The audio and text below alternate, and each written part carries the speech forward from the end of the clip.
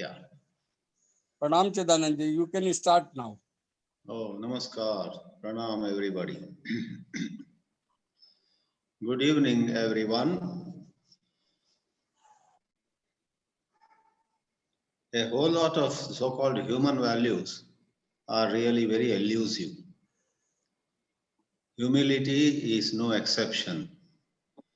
Sometimes, the moment we think we are humble, that humility is lost right away. Therefore, it is said by the wise, one who thinks one is humble is arrogant, and the one who is truly humble would never say one is humble. So, what is being humble? What is humility?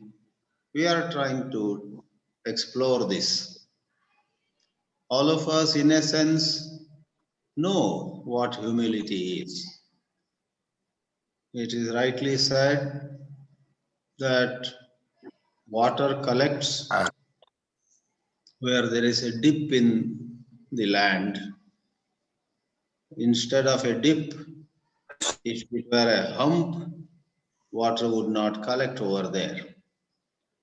This example or analogy is given for right learning to take place. When there is humility, it seems right learning can take place. If there is no humility, no matter how many lessons come our way in life, we never learn the lessons.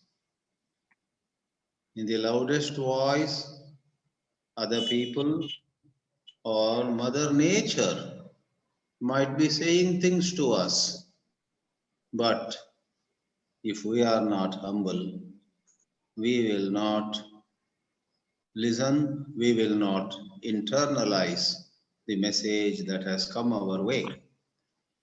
On the contrary, we would react, we would resist, we would say, who is this person trying to teach us? What business does he have to advise us?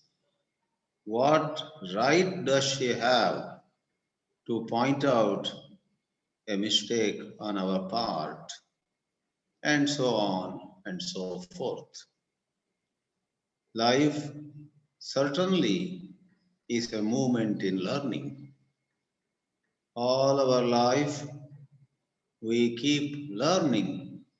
And when I say learning, obviously the reference is not to physics or mathematics, history or economics, Marathi or Gujarati.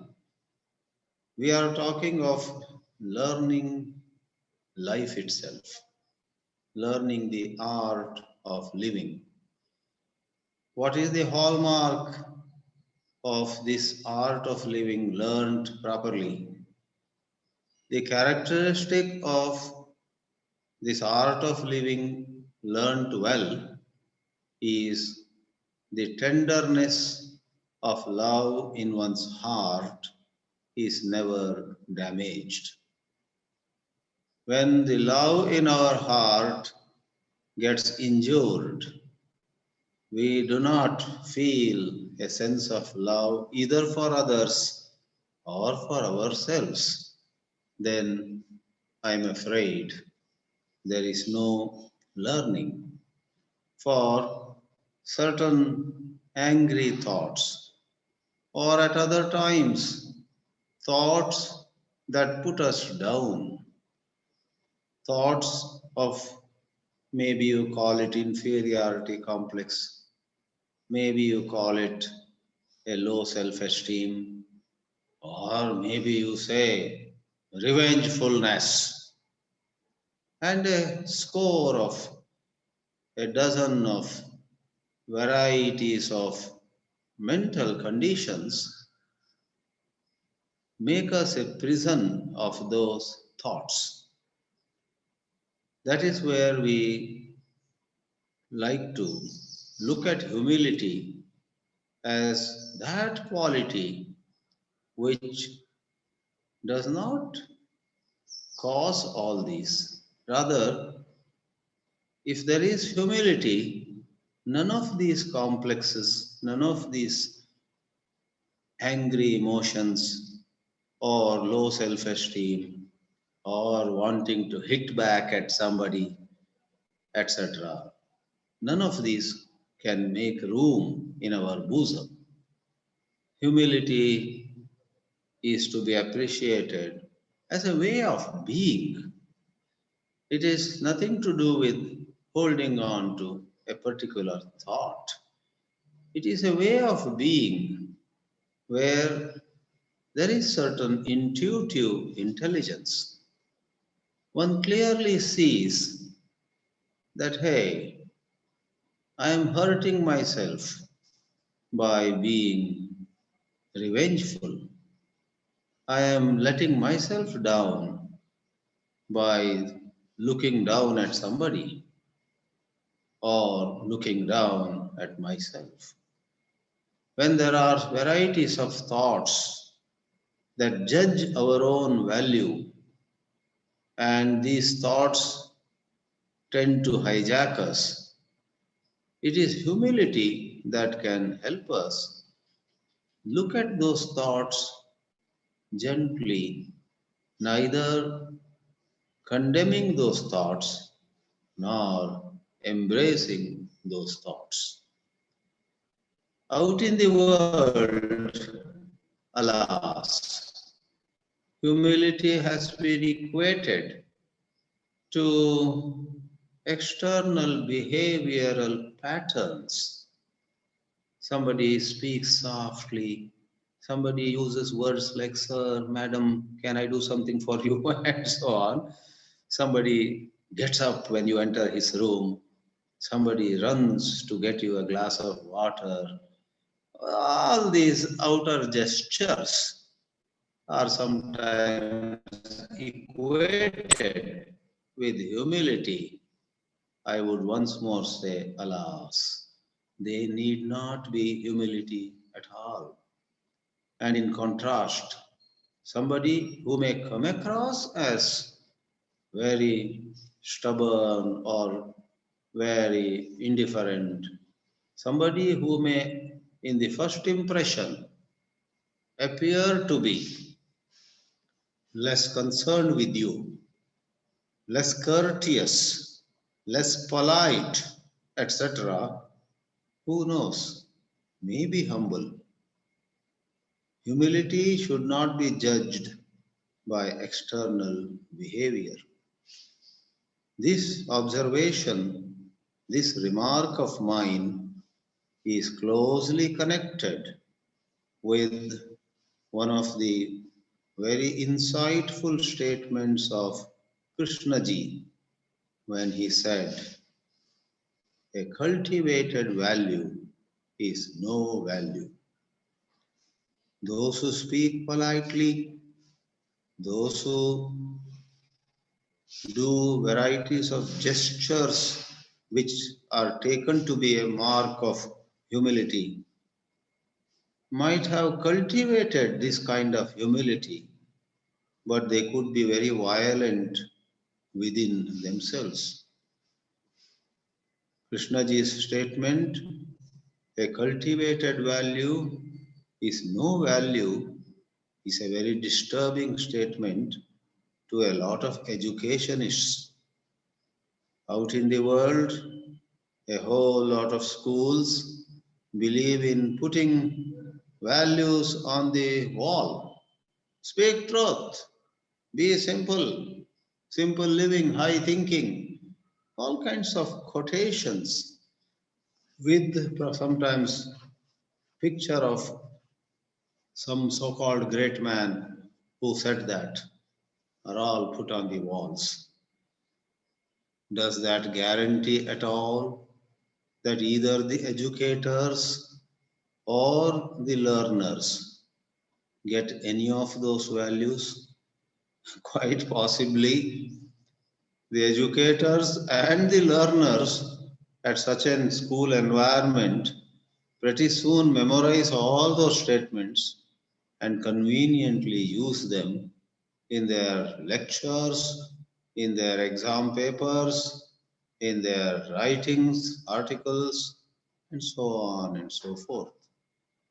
I am afraid those statements on the wall do not enter the heart of anybody. They remain secure in the head for being able to speak out on occasions. Cultivation is, in that sense, a clever activity of the human brain. The human brain very cleverly notices that externally moving in a certain way, speaking in a certain way, dressing in a certain way, and what is more, even food habits and such things. In a certain environment, they are well received. So, this clever mind of the human being that every one of us is notices that if I eat this kind of food, all these guys are going to accept me and there is some advantage I will have. I want to be in their good books. Therefore, though I love that kind of food, I will stop that food because these people will receive me better if I appreciate the kind of food that they eat and avoid the food to which I am used, and so on and so forth.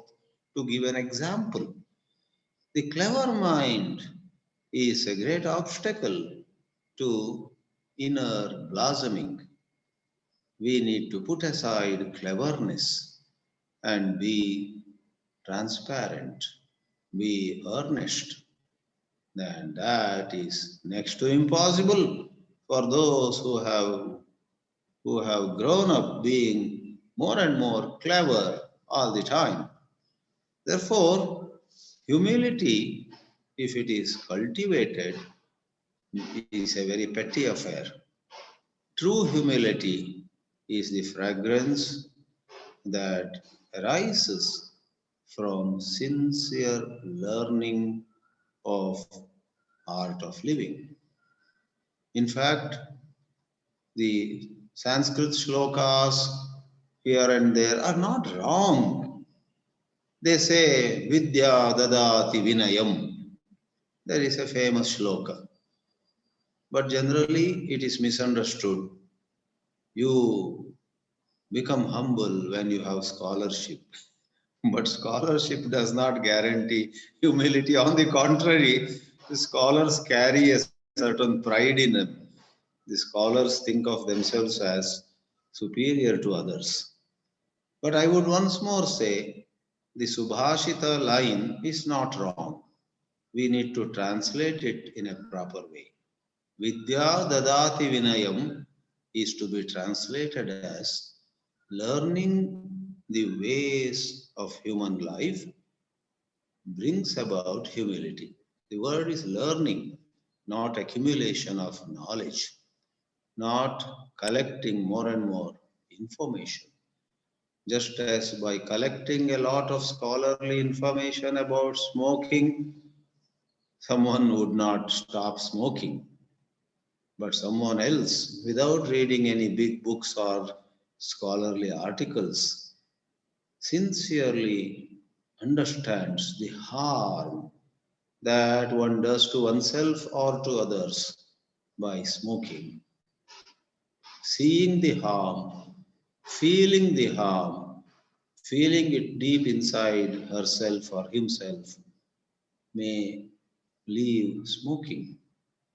Therefore, while the so-called popular literature goes for some sloganeering, goes for some high-flying quotations, and the popular literature is replete with anecdotes, examples, or how somebody behaved. Look at her, look at him. So rich he was, but he behaved in such a humble way. And that other lady was so scholarly. Oh, she was a vice chancellor of a university. But I saw her taking the broomstick and cleaning the front yard of some classroom. Wow, that is humility, and so on. But, friends, with due respect to all those people who do such gestures, those gestures and those isolated incidents do not stand for humility. There is no necessity, no requirement that such a person who took the broomstick in his hand, or the politician who, looking at the rising price of fuel, rode a bicycle to his office, and ensured that his picture came the next day in the newspaper, doesn't have to be a humble person. God knows whether he truly was humble, or that riding a bicycle to the office was one more political stunt on his part or her part. Why go after only politicians? Every one of us has a clever fellow inside us. Every one of us, whether we are writers or not, speakers or not, and whether we are in some respected positions or not, all humanity has this great challenge that they have to face, and that is no other than the clever mind within them. Whom are they trying to deceive? They actually are deceiving themselves when they are clever. So, when we take this sense of humility not as something cultivated, but as the natural outcome of penetrating insights into life, as the natural fragrance of real awareness of the foul smell of thinking high of oneself or equally thinking low of oneself. Moment one judges oneself, it causes a distortion in the psyche, and one has to see it for oneself. Judging others or judging oneself, both ways, one actually falls into a trap. So, if I may attempt a kind of definition of humility this evening to share with all of you, I would say no bodily gesture, no verbal example, no particular acts, no particular deeds, no particular words, no particular tonal quality makes for humility. Then what under the sun is humility? We would say humility is a way of being where learning is facilitated. So you may come across anecdotes and stories and inspirational examples of scores of so-called great women and men of the world, with due respect to all of them, and without dismissing the case. Maybe they were humble. Maybe Gandhi was humble. Maybe Mother Teresa was humble. Maybe Baba Amte was humble. Maybe Nelson Mandela was humble. Maybe Martin Luther King Jr. or this scientist and that singer, this athlete, that tennis player. Countless examples come towards us today with the explosion of information in the cyber media. There is no shortage at all of examples of so called illustrious women and men of the world from whom we have to learn humility. We say, well, we don't want to shut our eyes or keep away from those examples, but humility is not to be cultivated. It is not by imitating Gandhi or Martin Luther King Jr. It is not by trying to be like Mother Teresa from tomorrow morning. It's not by resolving that I will here onward be like Nelson Mandela. He is my role model, etc. If we say and go about it, well, really speaking, it may cause yet another distortion to my psyche. Therefore, neither dismissing these people as fake, we have no right to call them fake, nor making them our role models, rather than either extreme, can we, more than studying Mandela or Teresa, can we study our own behavior? Can we be aware of our thought processes, where at times we feel we are higher, we are virtuous, we are moral, monarchs or whatever, all the figurative expressions are available aplenty, rather than going by those thoughts. Conditioned as we are in this society by very many influences, it is no surprise that at times you and I get such thoughts. Sometimes we think we are such virtuous people. Some other time, the same mind of ours says, there is no sinner worse than we are. So the mind goes on throwing in the air very many judgments about ourselves. How good we are, how bad we are, how skilled we are, how inefficient we are, and so on. Functionally and psychologically, there is a tendency to judge ourselves. But then, if there can be a balanced approach, if there can be a certain amount of questioning, certain amount of gentle inquiry, and I would emphasize the sort of definition I gave. Humility is a state of being. I don't even say state of mind. It's a state of being where learning the traps and trappings, learning about the contradictions, or shall we say, learning about certain artificialities in our way of thinking, speaking, or doing are understood. If we understand those artificialities, that understanding itself, it seems, has the potential to release us from those artificialities. Humility cannot be an artificial product.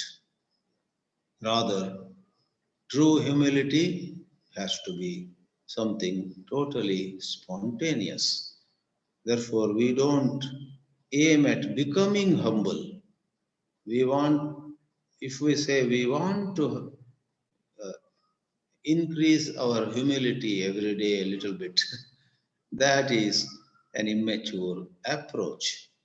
Then we have not understood what humility is. Therefore, let me conclude by saying true humility is not what we aim at, it's not something to be acquired. All that we may do is be, be truly watchful of the drama that we do, of varieties of pretending that somehow enter our psyche, our verbal behavior, and our physical behavior too. That is the domain where we need to be watchful.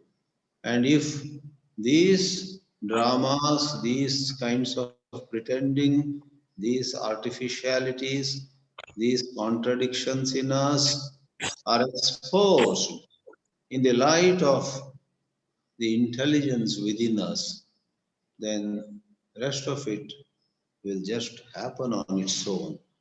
And then without aiming at acquiring humility, without wanting to be humble, there comes about true humility.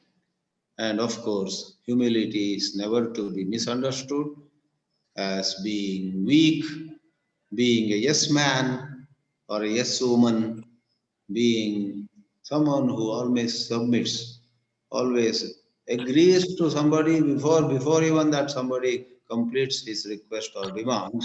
Those are all signs of weakness, signs of fear, they are signs of cowardice, and in this way, we need to safeguard against pretentious humility. There's a Sanskrit expression, Ati Vinayaha Dhurta Lakshanam. If anybody is trying to be too modest and too humble outwardly, know for sure that is the sign of a wicked person. Truly pious people would rather call a spade, and they would not pretend to be humble, and they would not try to please you by some artificiality.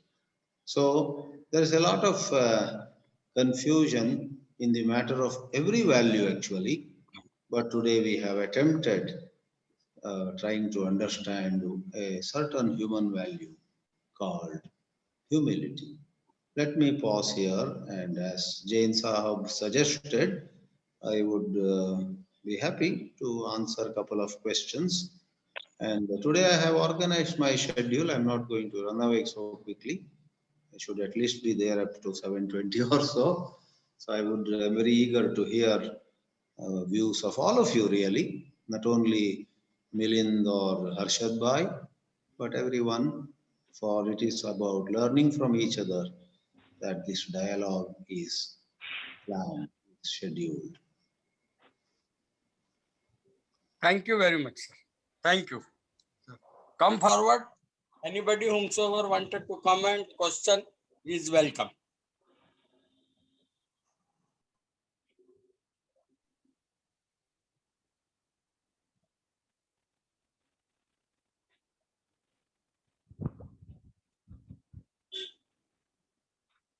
It can be a question, or if one of you feels that something I said could have been worded in a better way, in a less misleading way, I welcome such suggestions.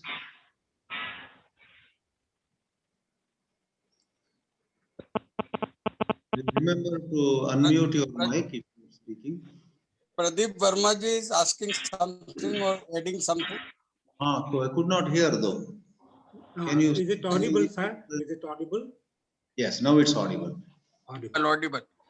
Very good evening, Shri Chidanand ji. It was quite lucid and quite complete in itself. A matter about humility, which can hardly be defined and which has been misused in the present market world. You find a lot of humility as humility, which has been practiced or which is used or utilized for managing people to sell their products. But to me, humility is what I have understood, that it is related to inquiry. Inquiry, and the person who is inquiring definitely must know that he doesn't know, that's why he is inquiring. So humility automatically has to be there. How can I be egotistic? If I don't know, my face has to be very different, unless until I'm pretending to be that I know. So when this humility is the product of I don't know, so automatically the little self is out, the knowledge is out, the past is out. Beautifully, you have come to a state when you don't know and you want to know something deep inside you and around you. So that is what inquiry, and the passion behind that inquiry, that also it may appear to be very aggressive at times when I speak because of the passion that I'm not getting, and there are no clues even, and the energy is being dissipated because that energy is limited in all of us, and brain consumes the maximum energy. So humility that way is a very important subject, definitely. So inquiring mind has to be there. The main thing is, even Bhagavad Gita, a number of places, this inquiring mind and service, inquiring mind and service. Even in, if you read in Krishna ji, total freedom, and then the nature of the mind, new mind, nature of the new mind, where he talks about humility. So this is simply that, if am I inquiring? If that inquiry is there, which is very much important, then humility is by me. And the entire thing which looks so difficult, freedom from the past and clutches of the self, and all those things look very difficult, but this is the moment when you can feel it, you are out of it, I don't know. And that's a beautiful state to move with. You may call emptiness, you may call anything. This is what I have experienced. I feel it daily in my life.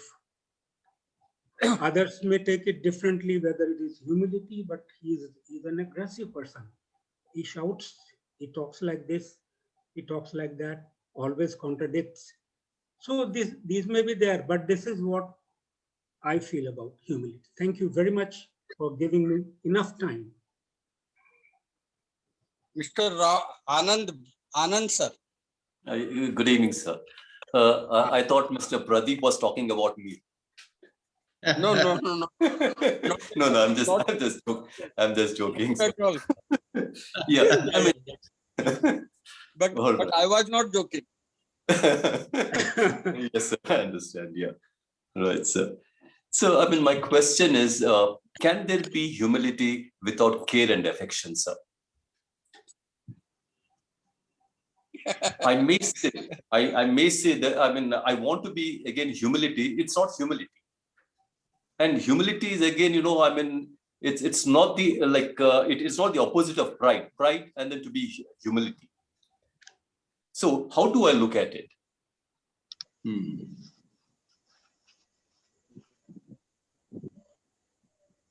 Yeah, care and affection and humility certainly go together.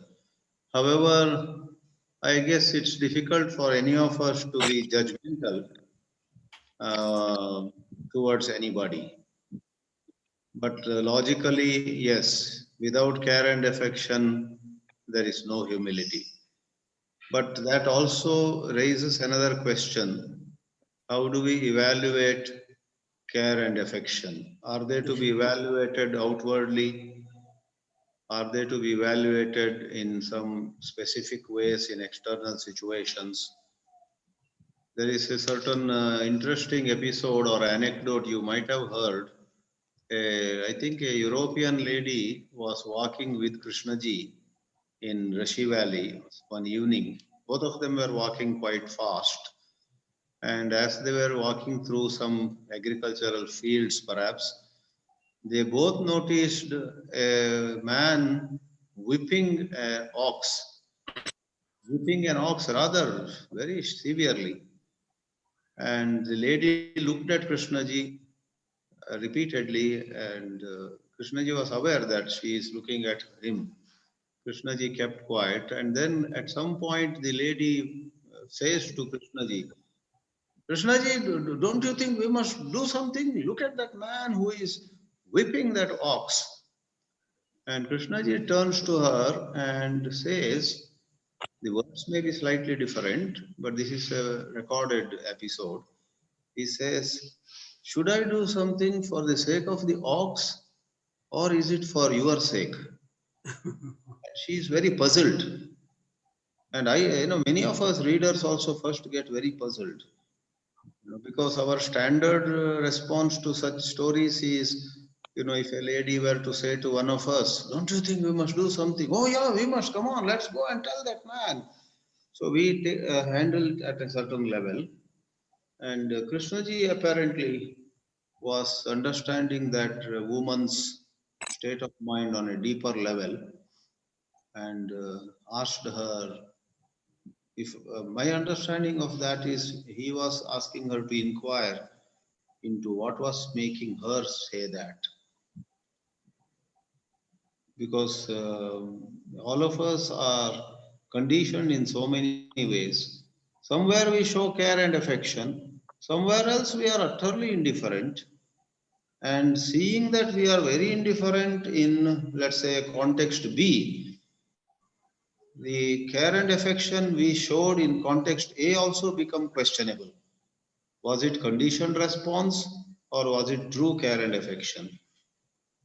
What I mean is, sometimes we say thank you because our mind says, hey, you are supposed to say thank you. Go say thank you. You are supposed to. So if I'm saying thank you because a part of my mind says you are supposed to, then it is not true thank you. It's not coming from the heart. Therefore, that lady over there, nobody questions, that feeling for the ox being whipped up by the man. But whether her behavior was more to fit into a model or was it genuine concern is another question. And it seems Krishnaji wanted her to inquire. In no way Krishnaji was saying shut your eyes and mind your business, not that kind of indifference.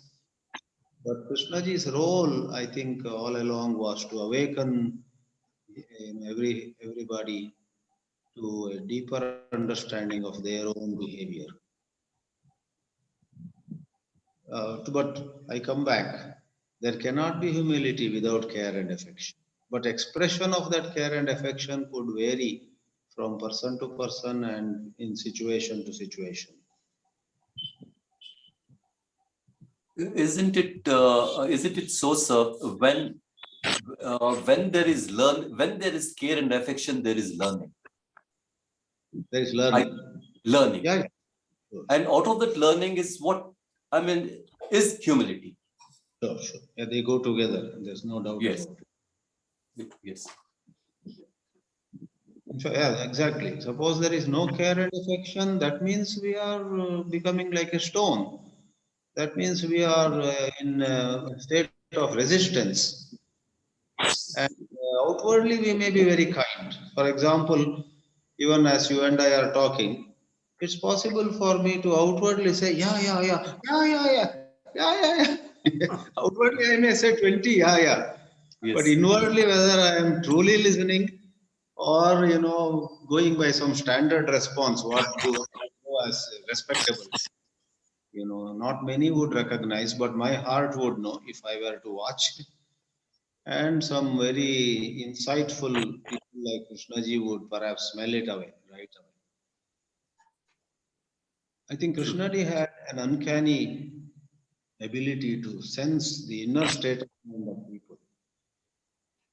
I believe in IIT Madras, I wasn't present that day. A certain computer science professor asked 2 or 3 questions to Krishnaji when Krishnaji visited the campus in 1983. Then rather than answering his questions, Krishnaji just said to him, Professor, you are too full of knowledge. That is your problem. And he stopped. I correct myself. It was not in the campus. This professor and a few people from IIT Madras went to Vasant Vihar, which is not far, as you know, from IIT Madras in Adyar. They went to Vasant Vihar and sat in a small group discussion. That's where that professor asked what was appearing as some high-flown questions, showing off his learning. Krishnaji just sensed it that this guy is not seeking. He is not in a learning receptive mind at all. He just wants to show off how much he has read. So he said, Sir, you are too full of knowledge. snubbed him. Okay. I'm not sure if it is Professor Padmanabhan. That person? I don't know if it is Padmanabhan, Professor No, no, Padmanabhan. it's another person. But let me avoid telling the name. Oh, right. It's another person. I knew that person, and I recently met him again in Bangalore after many years. I could not recognize him because over the 40 years he has shrunk, he has become so old. I met that guy. He was a very nice person actually. That professor was a very wonderful person. But most of us people who may be wonderful in a certain sense do have certain conditionings also. We carry conditionings. Given a chance, we show off how much we have read. Yes. Thank you, sir. Thank you. Thank you. May I request Milind More sir to say something, to have different version on all these things? No, I mean, there is nothing new from my side. What Chidananji or even Pradeepji just talked about, the understanding of humility, I think one just needs to be with it. Nothing, no words are required beyond that. But maybe just as a matter of sharing, I heard Chidananji saying something about water.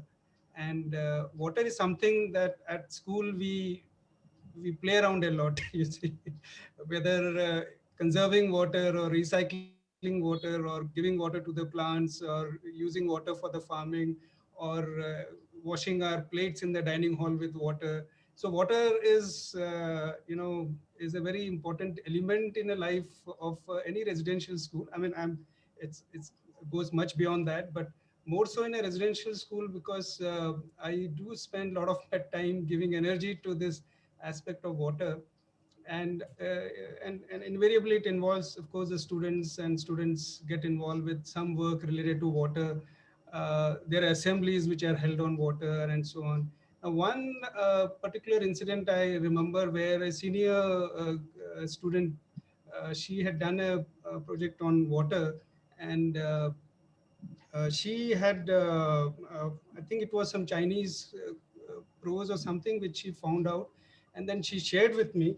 So I just thought I'll just share the joy of sharing that prose. It's about water, but it conveys a lot about the goodness and the humility which we have just we are sharing about. So I'll just share this just for the sheer joy. Please enjoy this while I just share this with you. This says that the supreme goodness is like water. It benefits all things without contention. In dwelling, it stays grounded. In being, it flows to depth. In expression, it is honest. In confrontation, it stays gentle. In governance, it does not control. In action, it aligns to timing. It is content with its nature and therefore cannot be faulted. In dwelling, it stays grounded. So this is a small, I think it's a poem or a prose, but I just felt that the quality which water has, one can visibly, perhaps at least when dealing with children, one can touch upon the aspect of this quality of humility in water. It stays grounded wherever it goes. In a field, in a farming field, for example, you don't see the water, but then you see what it enables. So is that humility? I mean, I know it may not be the right question, but is that humility is the question. So I thought I'll just share this with you, but otherwise I have no questions. It's just nice to listen to all of you. Thank you. May I request Harshad Parikh sir to comment on it? Harshad Parikh sir? Sir, please unmute first. The Parikh sir, poem is beautiful, Milind. Thank you for sharing that with us. yeah. Is the student still at Sahyadri or has she left and gone? Pardon me, sir. I didn't get you. Has the student left and gone, or is she a current student? No, she has left now. She was a senior student at 12th class. So they are out of the school now. Few years back. Couple of years. Oh, okay. Harshad भाई आप mic को on कर लीजिए. Unmute करने का बोले sir, unmute. We are He's not going able on to talking listen. and- We are not able to listen him. He's talking to himself only. Mic on कर लीजिए.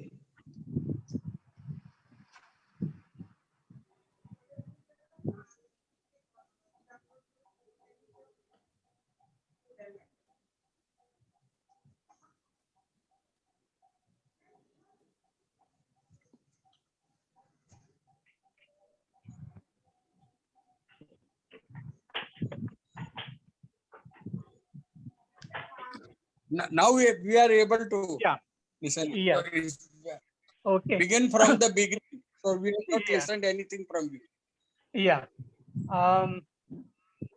I was trying to unmute, but the host was not allowing me to unmute. Okay. That was the message was coming that the host was not allowing me to unmute. Okay. Now I like to say a little bit about human beings. We have no reason to be proud because I feel that there is an infinite universe outside us about which we know very little because the planet Earth is a very small planet and there are billions of galaxies and billions of stars, and Earth is a very, very tiny planet. On that, there are 7 billion people. So we are a very small, no matter what we have achieved, is very, very little. And also, there is infinite universe within us, and we know very little about ourselves. So we cannot be proud, no matter even a king who became Chakravarti king. He ruled over most parts of India, and he was allowed to go to a big mountain like a Himalayas to write his name on the mountain. And when he went there, he could not find a place to write his name because all previous kings had written their names already. So many great people have lived on this earth, and we are very, very small. Even the Alexander, when he died, he said, bury my body, but keep my hands outside so that people know that I cannot take anything, though he conquered a most part of the earth, but we all die finally. So there is nothing to be proud about, no matter what. Some people feel very proud if they write a book and they feel very proud, but there are millions of books in the libraries, and it means very little. There was a physicist called Dirac. He got the Nobel Prize, but he was very modest and he did not want to accept. But then he was told that if he doesn't accept the Nobel Prize, there will be more publicity about him. So he had to accept the Nobel Prize. Kabir was a great mystic poet, and he was very humble. And he has written very beautiful poems which says, तेरे जैसे लाखों आए, लाखों इस मिट्टी ने खाए, तू कौन हुआ बलवान, मत कर तू अभिमान. Don't be proud. Millions like you have come and they have been buried and have become like the earth. And he also in one bhajan, is tan dhan ki kaun badhai. Why be proud of your body? This body will die one day, and the hair will die, hair will burn like grass, and so on. But Kabir was very humble, but he was in one poem, he says about our body is like a chadar. And he says, ye chadar sar sur नर मुनि ने ओढ़ी, ओढ़ के मैली चीनी चदरिया, दास कबीर ने जतन से ओढ़ी, ज्यों की त्यों धर दीनी चदरिया. It means that our body is like a carpet, chadariya, and even the all human beings and the gods and sages, they abuse their body, but Kabir has lived without abusing his body. So in a way, he was also telling something great about himself. And I don't think it was a pride. Maybe he lived that way. And Krishna ji says, humility is the essence of love and intelligence, because without that, there cannot be humility. Humility cannot be cultivated artificially. Humility is openness and curiosity to listen and learn from others. Humility is speaking without pride, with honesty. Humility is the absence of I or me. A person who has humility, he doesn't get carried away by praise or criticism. To see clearly oneself, to know one's strength, one's weakness, and limitation is humility.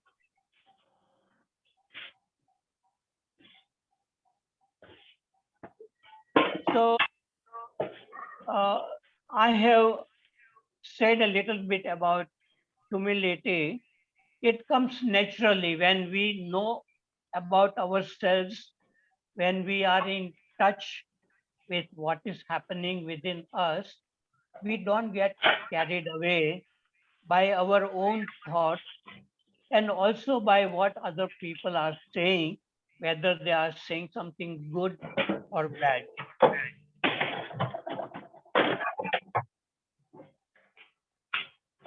So that is all I have to say. Thank you.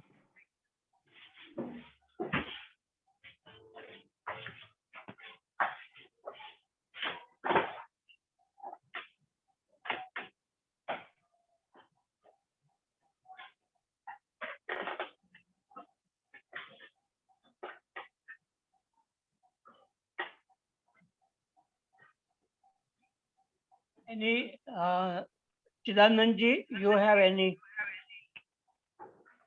comment? Yes, I have a comment and I have a question.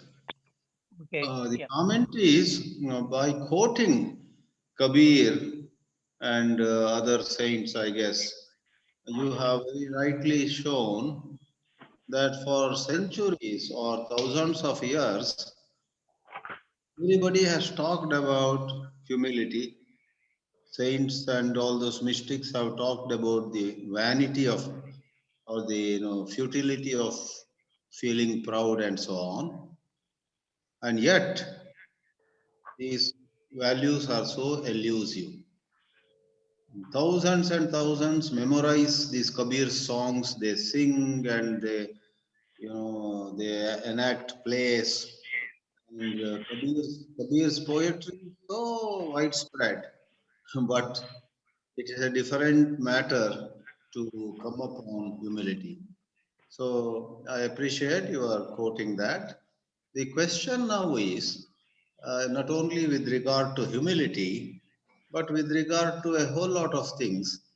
It seems that in a lot of our dialogues, which are inspired by Krishnaji, as in Hindi they say "goom firke," going round and round, we come to watch, be aware, notice, and so on. So I ask you, do you sometimes feel that we have become mechanical in arriving at that one message finally? That's my question. Do you see there is a Yeah. sincerity or that has Yes. become a slogan, another slogan, watch, watch, watch. Yeah. That happens when we are just quoting Krishnamurti only and not looking within ourselves what is going on inside us, because inside us so many things are going on, and to look inward one needs freedom to look inward, and then curiosity, honesty, and to see whatever is unfolding within us. It's like a book is being written, uh, our own book of life, and to see it coming. Uh, so it requires a moment by moment looking without effort, without, because it doesn't work when we try to look. It doesn't work. We get tired. But there is a natural state in which whatever, even the words are being formed, can be can be watched. So sometimes I feel some words are coming and I don't know from where it is coming. It seems as if our individual mind is connected with the mind of the humanity. And from that, something is coming. We are not thinking much on our own, but thinking is happening. And to watch that, whatever is happening without judging it, that what awareness is, which is non-verbal.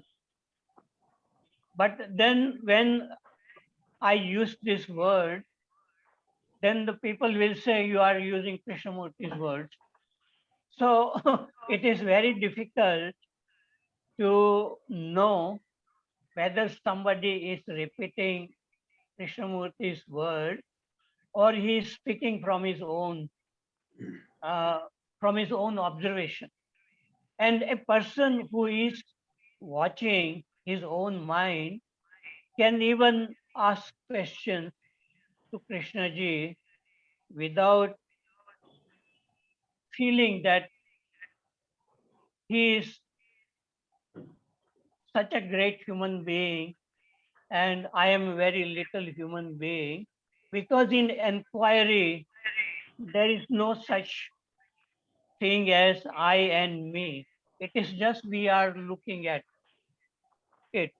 So our words which we are using, it may seem like we are repeating Krishnamurti's words, but it's only the person himself can say whether he is repeating or not. Other people have no idea. Like I do not know what is going in your mind, and whether you are speaking from direct insight or from learned knowledge. In the same way, uh, people will not be able to know about any human being, because one scholar had come to Krishnaji, a Buddhist scholar, and he said to Krishnaji that Krishnaji was repeating Buddha's words, and Buddha had said exactly what Krishnaji was saying. So finally, I think we have to look at our own mind as far as we are able to see it. And when we don't get carried away by the thoughts and the feelings which are arising, because one cannot, I think, make a show to the other people also, because whatever is inside, it will come out in conversation when we get so much excited about our own ideas and opinions. So a person who is very much alert, he doesn't get carried away by the ideas and opinions, but he listens very carefully. So that is what humility is, the ability to listen to what other people are saying clearly without judging. So, okay, I have finished. I think there is a raised hand. Does Noor Mr. Hala. Noor Yeah. Hala Noor, say something? Please. Noor Yeah, Hala. yeah. Hello, everyone. Yeah, I just wanted to share and that I just wanted to ask also that humility. Now we have heard about humility, and we know the importance of humility. We know the significance of humility, and if we also know that humility cannot be cultivated. Humility is something which cannot be achieved, which cannot be grabbed, which cannot be achieved. But we know the importance of humility. So what I feel is just understanding this fact of about the significance of the humility is enough. Trying to achieve it, trying to, because we know that without humility, it will be very difficult to go further in the learning process. So I think this is what I feel. And the second thing that when we say that we have a lot of dialogue, we are having in the after this Corona period, we had many dialogues every week, and in this all these dialogue we talk and talk.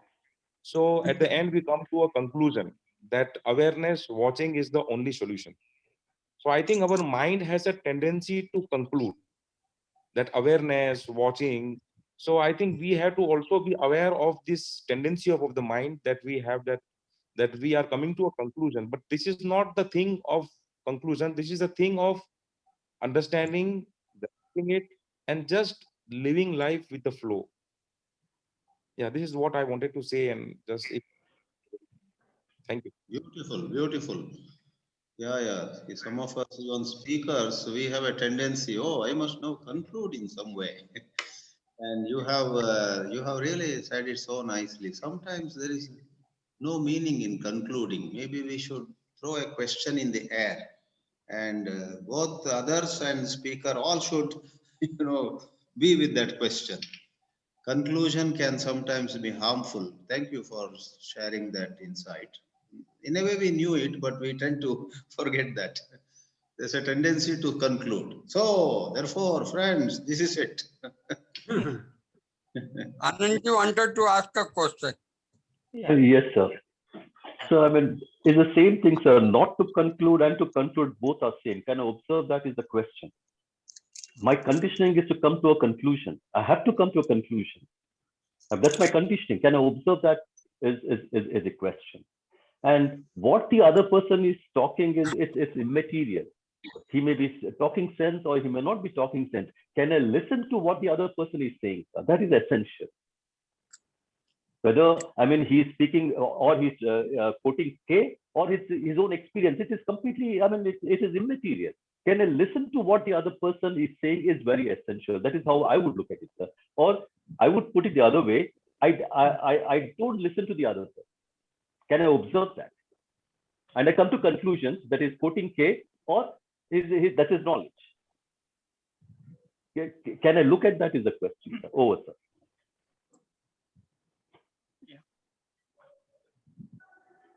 Yes, to look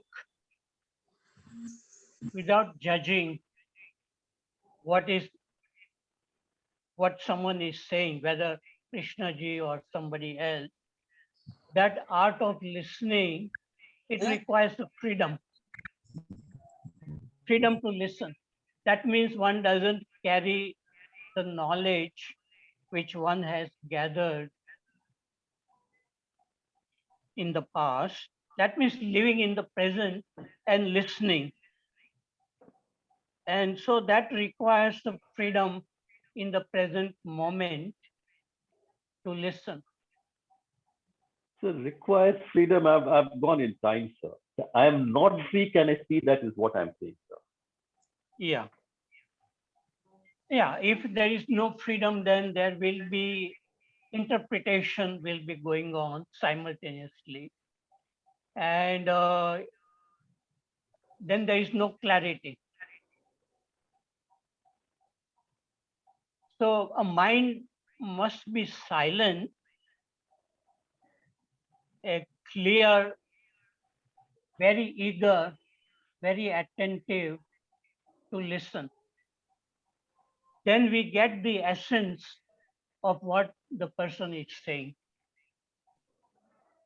And that is the way Krishnaji wanted people to listen, not with writing down, but listen in which there is no interpretation going on, but unconscious way of learning happening, not in a direct way. Sir, I'm continuing on that, sir. Yeah. Can there be freedom without discipline? How do I understand what discipline means? Yeah. Discipline, it means to learn, actually. So a person who is learning has natural discipline, because you can't impose on mind something which is not your nature. It won't stay long. There is too much effort one will have to make in order to listen if the mind is not free, and it won't remain there. So discipline is very, very necessary to learn, To be free. to And be to, free. yeah, when I say learning, can I learn when the me is there? This is so strong. Learning can only take place from the moment to moment when the self is not. Yes, yes. So when I talk That's about freedom, I need to look at discipline. I need to look at learning. I need to look at, I'm there all the time. So the me is there. I mean, there's no learning. So how do I understand that is the question. Can I look at that is the question rather. No, this has to be realized oneself, and then it becomes natural to listen. Whoever it is, whether it's Krishna ji or any other speaker who is speaking, that listening is the art which Krishna ji talked about. How do you listen? How do you look? All that is. K spoke out of his insights, but when I can't repeat what he's repeating, can I see that I'm not that? I'm not listening. Can I look at that? The moment I say I should listen, then I'm back in time. Then there's an authority. I create an authority. Yes. Yes. So only you can answer your question. The answer is in the question. Yeah, because generally I don't ask questions. I just look. Anand, Yes, sir. will you elaborate on your statement, learning without self? First, you have said that if self is there, there is no learning. So what is that type and who learns and what is the use of that learning? Another utilitarian point you may say, but who learns and why? It is not who Without learns, self, sir. I mean, without self, yeah. without Can I self. observe? Can I observe? What I call my learning is actually knowledge. This is not come through K.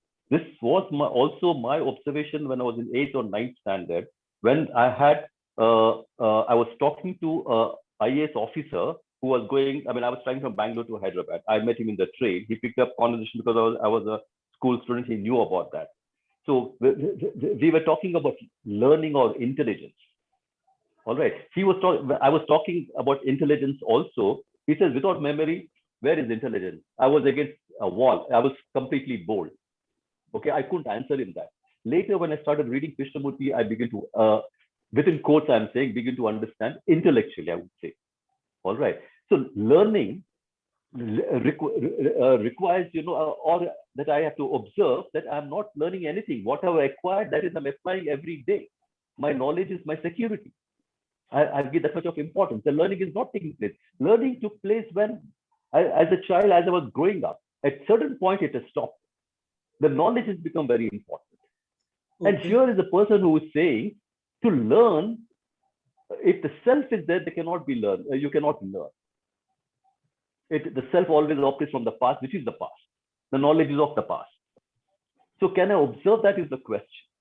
He says only when there is no self, there can be learning. But the self is there all the time. Yes. It is extremely difficult to be. At times it happens. Sometimes it happens when you watch something or when there's something danger. It is the self doesn't come in immediately. There's an action. So if we observe that, there is a possibility. I would say. I mean, again, that is a positive statement. But I have to observe that the self is there all the time, and therefore there is no learning taking place. Can I remain with that is a question without moving away? I want to learn, I don't want to learn. Both are same. It's back in time. So can I remain with that? So a person like K is saying, can I just listen to the words, not come to a conclusion? And it's extremely difficult to remain with it. He says that you remain with what is undergoes a transformation or change. But my conditioning is to move away from it. To remain with what is for me, it is very dangerous. It gives me a lot of insecurity. So I have to observe that. So that is what it is. What you are saying is that knowledge is an impediment in Pradeep learning. wait a minute. Pradeep wait a minute. Chidanand has to go. So let us have some words from him and then we will come. Please, Chidanand say. Going? Okay. Okay. Thank you. Now you continue, though, Pradeep. Chidanand going. That's the important thing for me. Learning is, when you said knowledge as self as knowledge is an impediment in learning. Wonderful. It means halfway through you are there, some knowledge you have, some you want to acquire. That's why you're listening to a particular topic and a particular person with some background knowledge that why I'm listening to this fellow. Hardly a person goes like that as a blank person. Even the motive to learn, motive to move there, everything is there. It's not without motive you see something. And that's why learning is only possible when you have an inquiry, when you don't know anything. If you know something about it, it will always interfere in listening to the person totally. So first thing is whether I know that I don't know fully about an issue, and that is my interest. That's why I'm listening. My interest is always there to listen. always some interest is there. Or he might have said, some people might have said something about it, that it should not be there. This freedom is a condition, freedom is a condition. So whether this is not a condition, that freedom is a condition to look into myself, right? If a person is really interested, whether he's free or not, do you think these words will come to his mind? Am I free to see myself now? I'm so much interested in seeing my internal thing that is perturbing me, or creating reaction in a certain situation, location. So that automatically that issue takes you there. If you start asking whether it is freedom or not, am I able to see in freedom, or actually it is just a delusion or illusion? How will you know? So when we put conditions that this should be there to achieve that, usually that might create more problem in understanding things which are not that difficult. This is what I think about with my mind I mean, of discriminating Yeah. mind. That's good, sir. That's good. I mean, one point is we do learn. And the moment I learn, I don't drop it. I keep accumulating it. Can I observe that? That becomes knowledge. So that is, can I look at that is a question. And also, I mean, there's one great psychiatrist known as Callahan. He also is one of the few persons who said, can you remain with what is? When there is fear in you, he says, remain with it. I'm not sure whether he read K or something like that. And also he also, I mean, there was, it is also known as tapping in few places, which his Dr. Callahan is well known for that. So to remain with what is very essential. We don't remain with it. All the time we move away. Because to remain with something unpleasant, it is unpleasant. So I don't like it. So one has to remain with that. Whatever is happening in me, can I remain with that is the question. That's about all.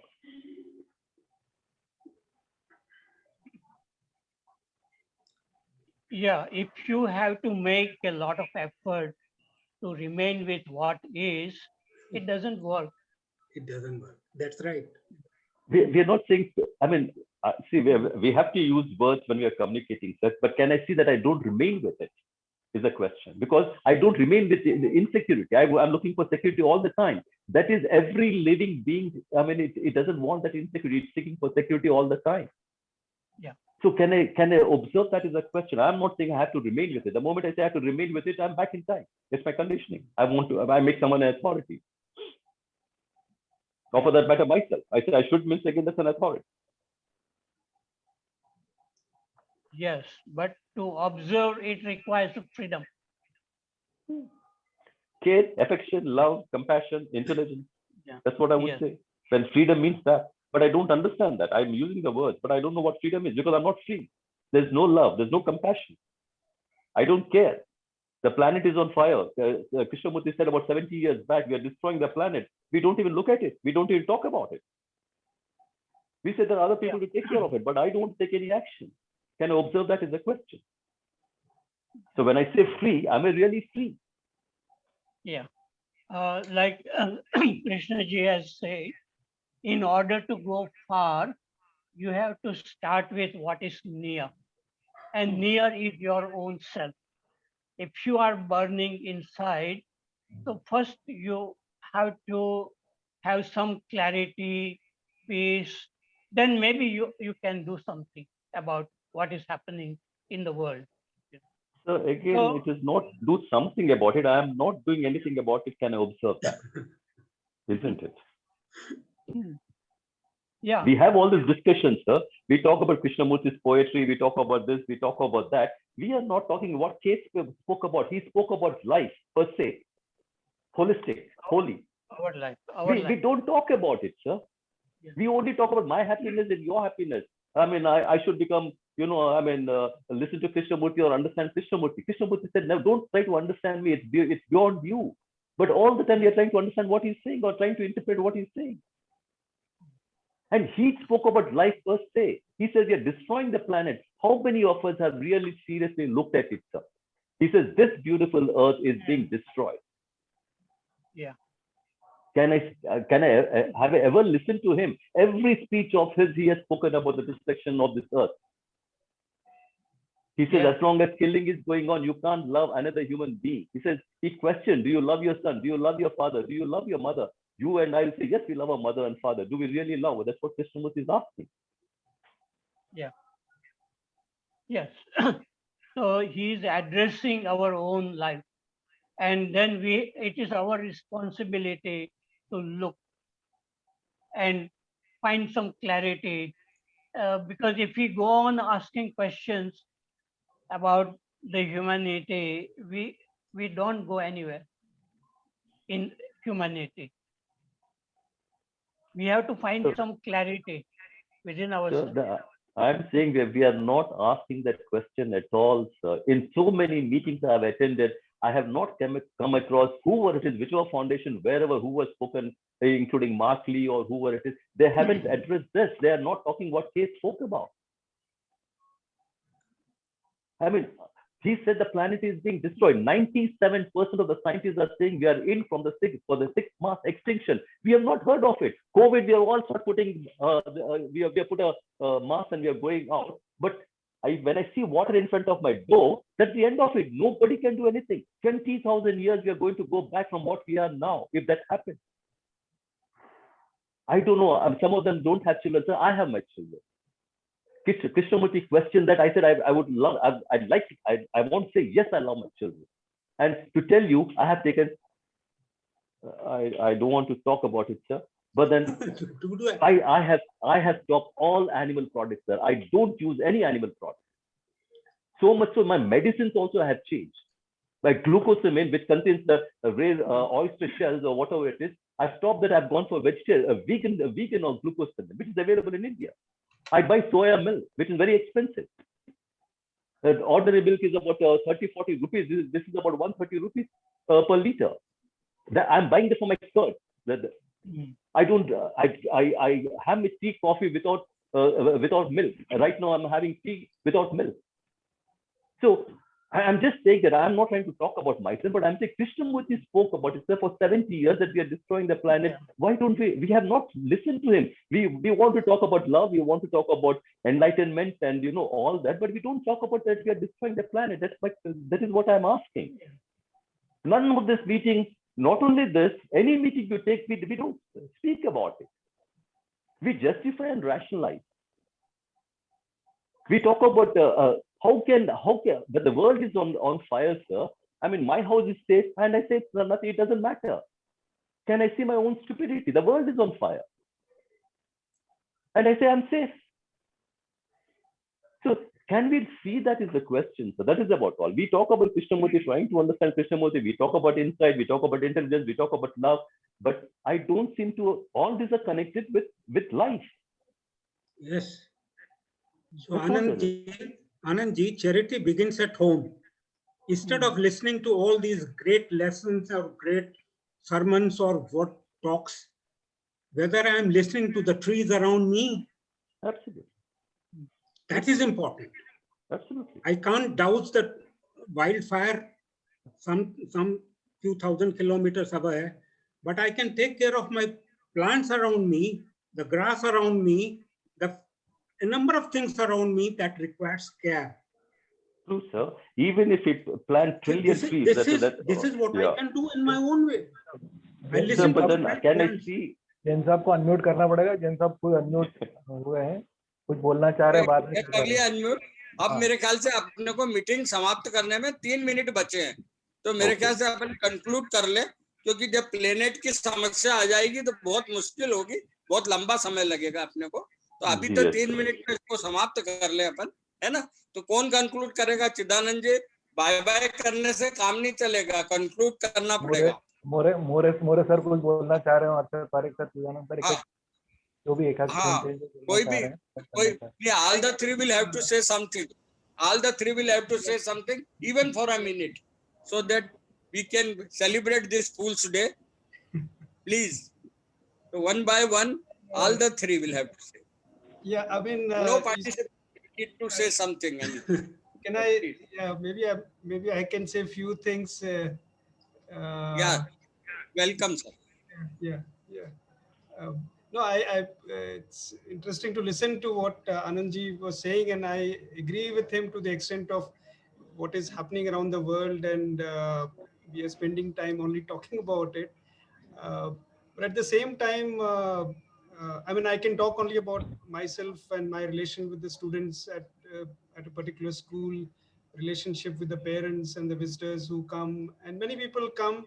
Many people express their anxieties and angst about what's happening around the world, and and I've also seen these questions actually change their nature when they spend some time on in a place like this. I mean, I'm not saying just a campus like ours, but I'm sure there are many such places around the world where a lot of people are doing things out of concern about what you just said. And perhaps that is also the reason why there is still a balance in the world, I would say. While one is seeing a lot of conflict, much worse can happen, but still there is a balance because of which the things are still moving in maybe a different state of balance or a different state of normal, whatever be it. But there is an opportunity for each one of us to see that and and uh, and perceive that and let that perception act actually, you see.